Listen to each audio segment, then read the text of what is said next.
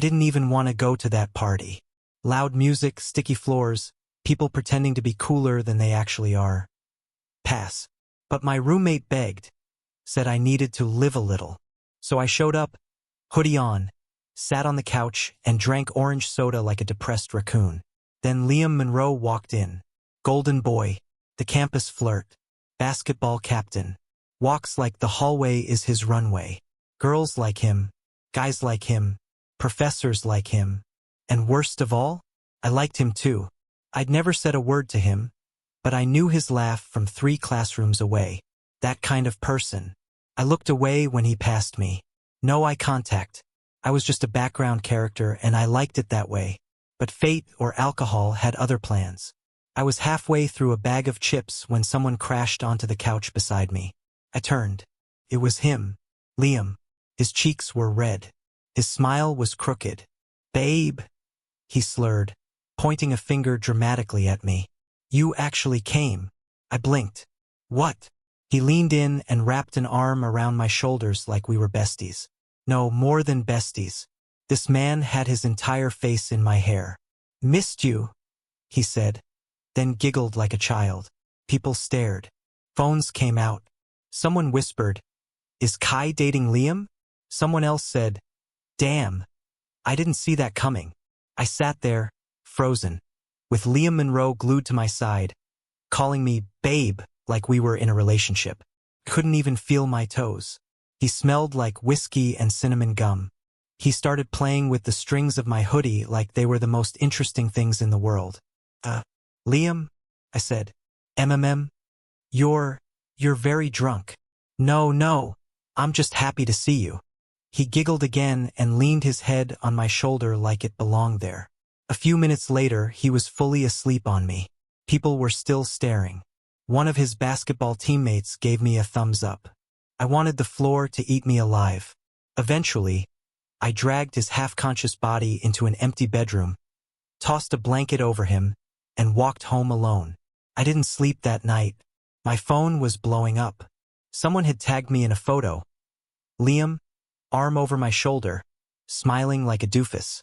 The caption, "Cutest couple at the party." I wanted to die. The next morning, I wore a cap and walked to class like I was in witness protection. But as soon as I entered the cafeteria, chaos began. Yo, Kai, didn't know you were Liam's type. He called you babe? That's bold. Bro, are you too, like, official now? I tried to deny everything, but it was useless. The photo had gone viral in campus group chats. I looked across the room and spotted Liam at a table with his friends. He was laughing at something, clearly hungover but still glowing. Then he saw me. His eyes widened. His mouth dropped open a little. He stood up and walked over. I braced myself. Kai, right? He said. I looked at him flatly. You don't remember? No, he said, rubbing the back of his neck. But apparently I called you babe and fell asleep on you? Yup. He winced. Crap. I'm sorry. I was really out of it. I didn't mean to drag you into that. It's fine, I said quickly, trying to leave. Wait. Are people really saying we're dating? Yeah, I said, glaring. Because you said it loud enough for the entire house to hear. He grinned. Wow, not bad for a fake boyfriend. You've got this cool, mysterious vibe. I rolled my eyes. Thanks. I try my best to survive each day without being part of a rom-com scandal. He laughed again, way too easily. You know what? Let's not deny it. Let them think what they want. I stared at him. Excuse me? Just for fun. I mean, you don't have a reputation to ruin, and I get fewer people trying to set me up. Win-win. My ego twitched. Wow, thanks. So generous of you. He leaned closer. You're not gonna cry, are you? I smirked. You wish. He tilted his head, like I was a puzzle he hadn't solved yet. You're interesting. And you're annoying. Great. So we're a perfect fake couple. Before I could reply, someone bumped into me and knocked my bag to the floor. A few textbooks spilled out. The guy laughed and said, Nerd explosion. Liam stepped in front of me instantly. Pick that up, he said, voice hard. The guy blinked. It was a joke, dude. Pick The guy bent down and picked up my books, muttering something under his breath. I stared at Liam. Why'd you do that? He shrugged. My boyfriend's books aren't trash. You mean your fake boyfriend? He smirked. Sure. That night, I couldn't stop thinking about it. Why was he being so weirdly protective? Was this still part of his fun? Or was there something else? My roommate walked in and said, So, you and Liam? No. Too late. It's all over campus.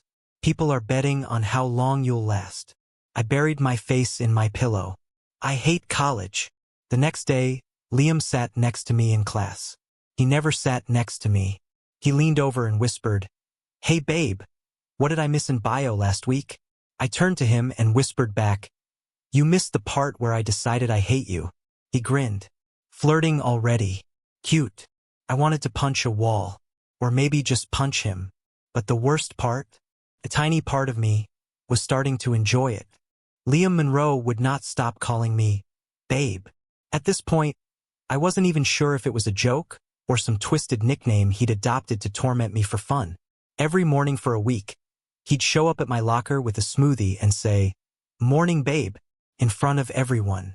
I didn't even ask for this, I muttered under my breath as we walked to the library together. Yes, together. Somehow this fake relationship turned into him shadowing me like a clingy golden retriever. He passed me his phone with a goofy grin. Want to take a selfie? For our fans. I pushed it back at him. I don't do fans. He laughed and clicked one anyway, throwing his arm over my shoulder. My face looked deeply unimpressed in every photo. His smile was blinding. We got to the library and sat across from each other. I tried to focus on my assignment, but he kept tapping his pen against his notebook and humming. You're distracting, I said without looking up. I'm romantic, he replied. There's a difference. I stared at him. You're not romantic. You're just bored. He leaned in. What if I told you I'm not bored with you? I blinked. That was surprisingly direct. But I wasn't going to fall for a line that easily. You flirt with anything that breathes. True, he said shamelessly. But I only sit through entire library sessions for one person. My ears went warm.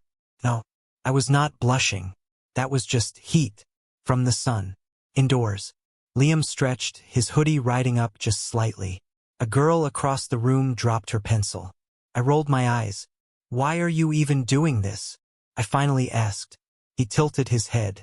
Doing what? This fake dating thing. You could have just cleared it up. He leaned back and looked up at the ceiling like he was genuinely thinking. Honestly, first it was funny. But then I kinda liked how people left me alone. And I got to hang out with you. My pen stopped moving. We never hung out before. Yeah, I was dumb. Silence. Real awkward silence. I didn't know what to say, so I went back to my essay. My brain was foggy now. Wanna come to my game tomorrow? He asked suddenly. What, why? Boyfriends go to games. Fake or not. And I'll need someone to dramatically point to in the stands when I make a three-pointer. I snorted. You're unbelievable. And charming. You wish. The next day, I stood in the bleachers, arms crossed, regretting my life decisions. The game hadn't even started yet and I was already planning my exit. But then he jogged out in his jersey, spotted me, and grinned like an idiot.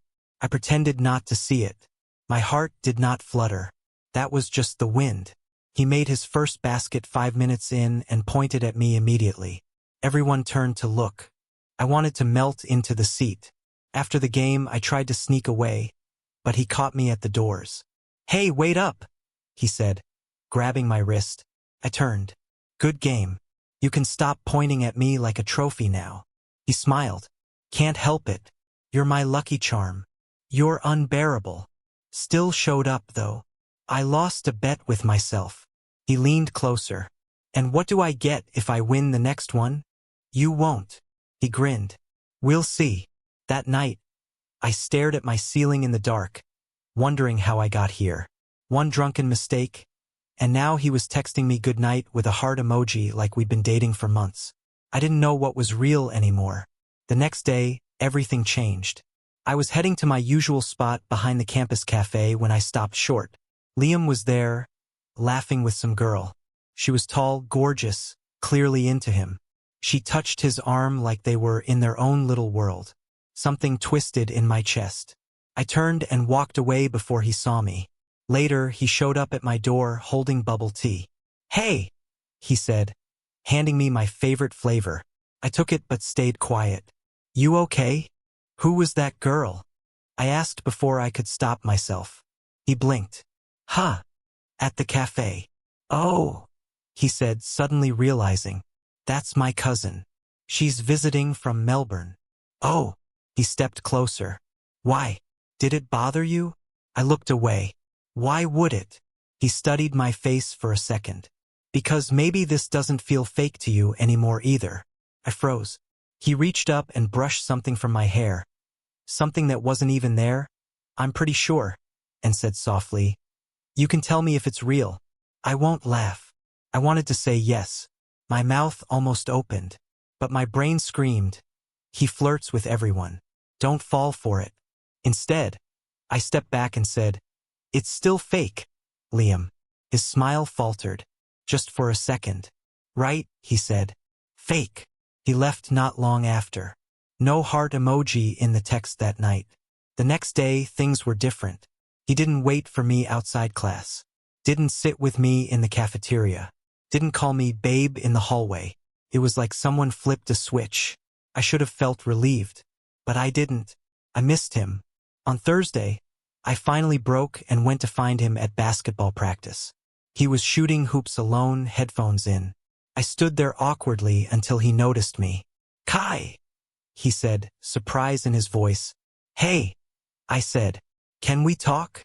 He walked over, towel slung around his neck, sweat making his hair curl slightly. He looked like every bad boy romance cliché, and I hated how good he made it look. "What's up?" I hesitated. "I didn't mean to shut you down like that." He nodded. "It's fine. I get it. You didn't sign up for any of this." "No, I didn't. But I also didn't expect to start liking it." He blinked. "Don't look so shocked," I said quickly, nervous. "You're annoying, loud, and way too full of yourself. But sometimes, you're also really sweet." His voice was soft. "You like me?" I said sometimes. He laughed. "You've got an ego, you know that? Look who's talking." There was a pause. "Okay," he said, stepping closer. "So if it's not fake anymore, what is it?" I looked up at him. He was so close. "I don't know," I whispered. "But maybe we can find out." He smiled. Not a cocky smile this time. Just warm. Then he said, "All right, but this time let's make it real." We didn't label it. No boyfriends. No titles. Just Liam texting me every morning with "wake up, sunshine." Showing up to my classes with extra snacks, and casually putting his arm around me like it belonged there. It was new, weird, and kind of amazing, and terrifying, because now it was real, and real meant it could fall apart. We walked through the campus garden on a cloudy afternoon, sharing fries and sarcasm. He stole the last one and I slapped his hand. "You're the worst," I said. He smirked. "You said that yesterday too." "Still true." He leaned over and kissed my cheek. Fast, like a dare. I froze. "What was that?" He shrugged. "You had ketchup." I touched my cheek. "No, I didn't." He grinned, unbothered. "Then I just wanted to kiss you." I stared at him. His smile faltered slightly. "Too much." I shook my head slowly. "No, just unexpected." He nodded, then looked down at his shoes like he was thinking hard. "Sometimes I still feel like I'm pretending. Not because I don't mean it, but because I don't know what I'm doing." I breathed out. "Yeah, me too." We sat in silence for a minute. Then he said, "I'm not good at serious stuff." I noticed. He bumped my shoulder gently. "But I want to try. With you." And just like that, I was melting again. Great. My spine had officially been replaced by soft noodles. We spent that weekend together. I helped him study for an exam. He complained the whole time, which made it take twice as long. But when he finally got a practice question right, He beamed like a child who just tied their shoes for the first time. I swear, it was the dumbest thing ever, but I wanted to kiss him right then. I didn't, but I wanted to. Monday came and everything went sideways. I walked into the student lounge and felt the stares immediately. People were whispering. Not the normal Kai and Liam are dating? Whispers. These were colder. Awkward. The kind that crawl under your skin. I sat down next to my friend Arjun. He looked at me like I'd grown a second head. Dude, he said carefully, have you seen it? Seen what? He hesitated, then passed me his phone. It was a post on Liam's ex's private story, but someone had screen recorded it. A photo of Liam and her arms around each other, laughing, looking really comfortable. The caption said, "Some people just never change." And underneath, guess who came back around? My chest went cold. It wasn't even a new photo. Could have been from last year. But it didn't matter. Everyone already believed it. I stood up and left without saying a word. I didn't go to class. I didn't text him. I didn't want to be angry until I was sure. But I was angry, and confused, and a little hurt. Okay, a lot. By the time I got back to my dorm, there were 3 missed calls and 7 messages. Liam, Kai, can we talk? Please don't believe that post. It's not what it looks like. I didn't even know she still had that photo. I swear I haven't seen her in months. Can I come over? Just, please talk to me. I stared at the screen, then turned it off. The next day, I avoided him. He tried to catch me outside class. I slipped out the back. He waited near my dorm. I used the side entrance. Every message he sent felt heavier than the last. I didn't know how to explain it. It wasn't just about the photo. It was everything. The way he'd casually held her in that picture. The way he could have still been talking to her. The way I felt so disposable suddenly. Like I'd made a fool of myself by falling for someone who didn't even have to try. That night, I finally opened my door. He was sitting in the hallway, hoodie up, face in his hands. When he looked up and saw me, he stood quickly. Kai. I didn't say anything. I didn't go back to her. I haven't gone back to her. That post was from last semester. We took that photo at some alumni event. She posted it to screw with people. With me. I watched him. He stepped closer. You have to believe me. I don't know what to believe, I said quietly. He looked like he'd been punched. You think I'd fake all of this? No, I said. But you're Liam Monroe. You could have anyone. You've had everyone. Why would I think I'm different? He stared at me for a long time, then said, because I never stayed with anyone before you. I blinked. You're not just a crush, or a phase, or a story I tell to feel interesting. You're the only person I've ever felt this way about.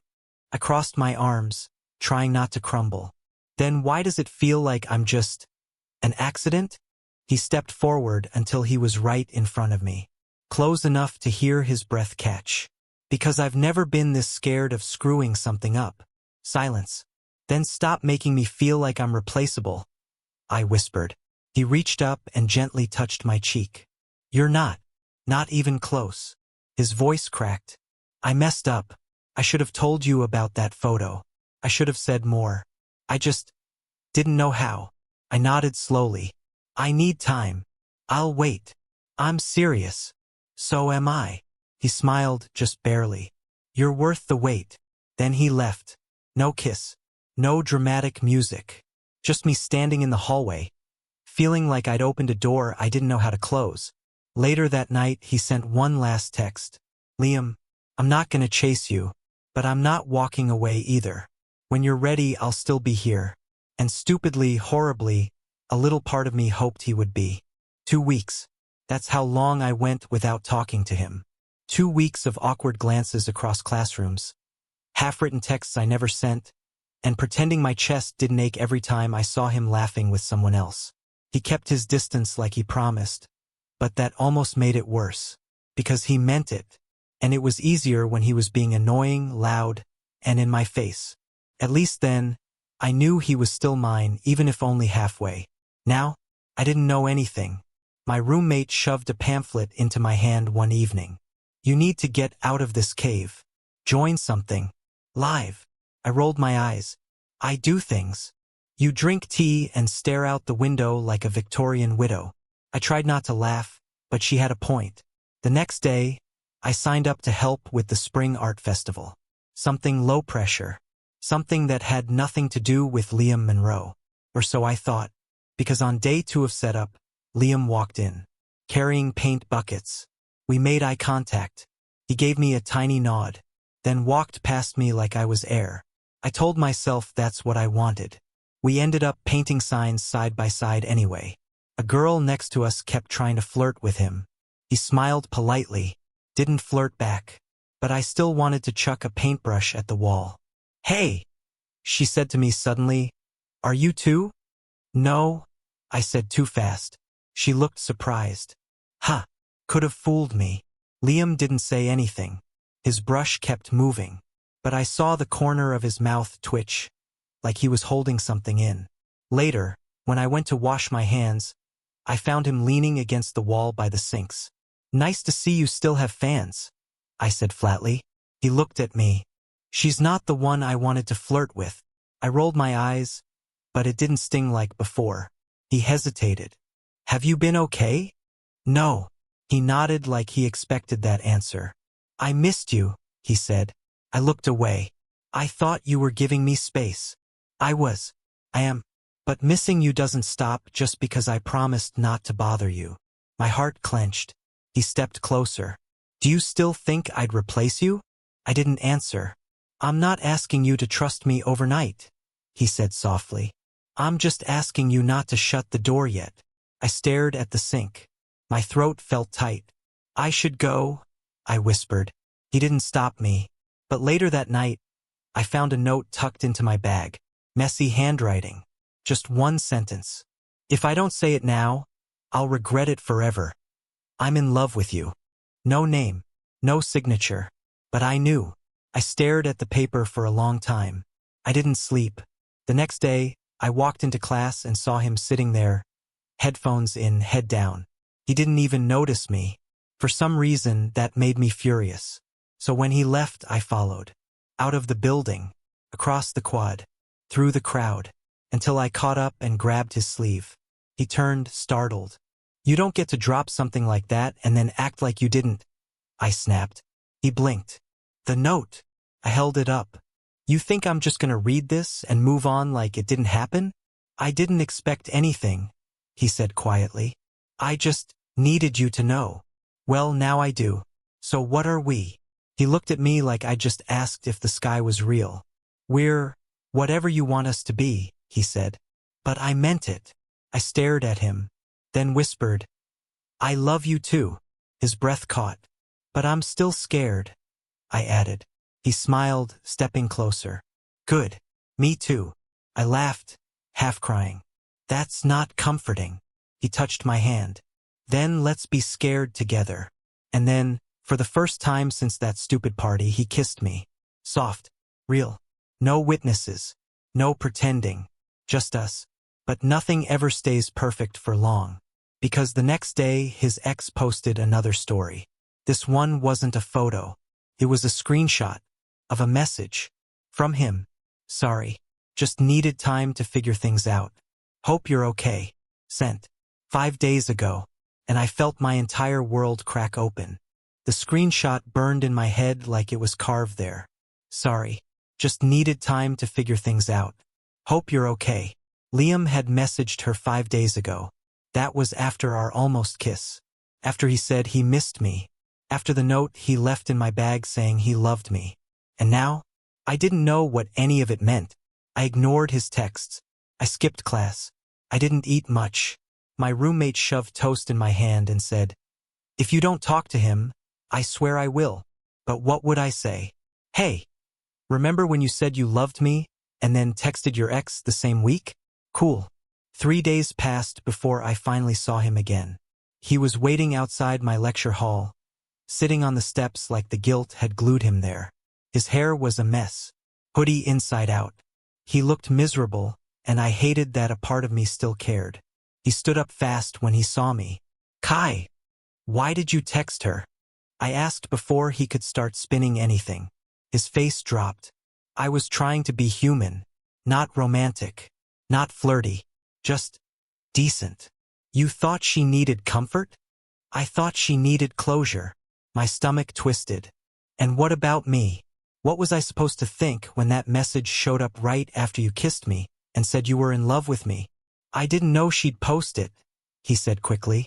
I didn't even know she'd screenshot it. I wasn't hiding it from you. I just didn't think. Exactly. I cut in. You didn't think. He stepped closer. You want the truth? No, I snapped. Lie to me and make it worse. I told her I was sorry for how things ended. I didn't lead her on. I didn't flirt. I didn't say I wanted her back. I just felt guilty. But it didn't mean anything. Not compared to you. I stared at him. Then why do I feel like second place? You're not. Then say it. He took a shaky breath. You're the first thing I think about when I wake up. You're the reason I learned what quiet actually feels like. Because you're not always trying to be seen. But when you are, I can't look at anyone else. You're not second, Kai. You're the reason I even know what real feels like. My throat tightened. He kept going. I didn't know I could love someone until you. And yeah, I messed up. I've been messy. But I've never lied about how I feel about you. I turned my head away, overwhelmed. But he gently touched my wrist. Tell me you believe me, he whispered. I didn't say anything. Not right away. But I didn't pull away either. He reached into his pocket and pulled out something small. A plastic keychain. The cheap kind from vending machines. It said babe, in glittery pink letters. My eyes widened. What is that? The name that started all this, he said softly. Figured it was time to own it. I laughed despite myself. A stupid, broken laugh. You're impossible. He looked at me like I hung the stars. But still yours. I hesitated, then nodded. Yeah, still yours. He let out a breath like he'd been holding it for days. I stepped closer. But one more mess up and I'm keying your car. It's a bike. Then I'm melting your tires. He smiled and reached for my hand. Fair. I let him hold it. And just like that, we were real again. That night, we walked through campus like it was ours. People stared, whispered, probably already spreading new rumors. Let them. We sat on the same couch from the party. The one where he drunkenly called me babe and ruined my quiet life. Now he said it again, sober, clear-eyed. Babe. I turned my head. He grinned. You still flinch when I say that. I tolerate it now. Progress. He paused. Hey. Thanks for giving me a second chance. I looked at him. Thanks for fighting for it. He reached over and laced our fingers together. This time, I'm not letting go. And this time I believed him.